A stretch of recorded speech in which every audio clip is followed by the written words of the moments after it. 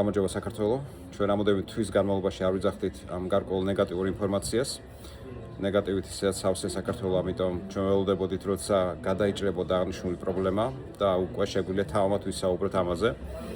წარმოიდგინეთ, ქალაქ ცუგში, შვეიცარია, სადაც ჩვენ დავარეგისტრირეთ დეკემბერში კომპანია Luxium AG. ორ თვეში შემოდის მთავარი მარეგულირებელი, როგორც საქართველოში არის ეროვნული ბანკი, აქაც არის FINMA. საკმაოდ მკაცრი წერილით, რომ მთლიანი კომპანიის ანალიზი დაიწყეს, ანუ კვლევა დაიწყეს. რამოდენიმე თვე მუშაობდა, რა თქმა უნდა, ჩვენი იურიდიული კომპანია მათთან. ჩვენ როგორც გავარკვიეთ, ეს იყო დარეპორტებული ერთ-ერთი კომპანიის მიერ და მე მაქვს ეჭვი, რომელი კომპანიის ხელმძღვანელის მიერაც იყო აღნიშნული გაკეთებული და პირდაპირ გეტყვით, რომ ეს არის სუფთა ბავშვური გადაწყვეტილება მისი მხრიდან.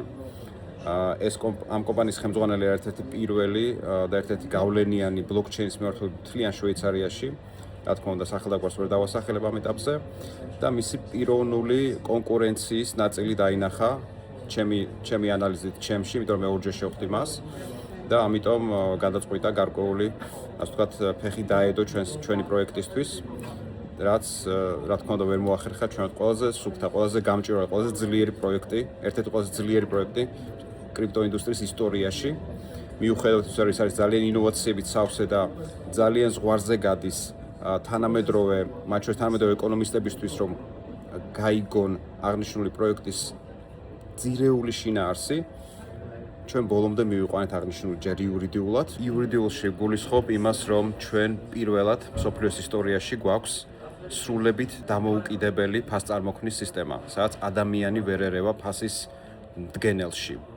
და აღნიშნული იურიდიულად არის გამართული 36 გვერდიანი დოკუმენტით, რომელიც შეგვიქმნა MM-იმ საკმაოდ მძიმე სამთვიანი მუშაობის შედეგად.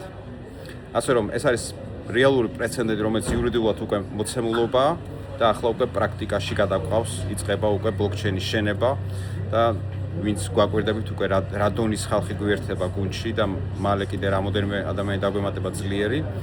აი ეს არის დღევანდელი რეალობა, რაც ჩვენ ერთად შევქმნით. ჩვენ მივიღეთ რამოდენიმე კვირის წინ FINMA-სგან ოფიციალური წერილი, რომ მათ დაასრულეს კვლევა Luxium-თან დაკავშირებით და ასე ყველაფერი დასრულდა. ეს კიდევ ერთი მტკიცებულებაა იმისი, რომ რაც არ უნდა დიდი იყოს ჩვენი კონკურენტი და რაც არ უნდა ცუდი ისურვოს ჩვენს წინააღმდეგ, ჩვენი გამჭვირვალობით, ჩვენი სიძლიერით, ჩვენი პატიოსნებით და ჩვენი თავდაუზოგავი შრომით ყოველთვის მივაღწევთ შედეგს.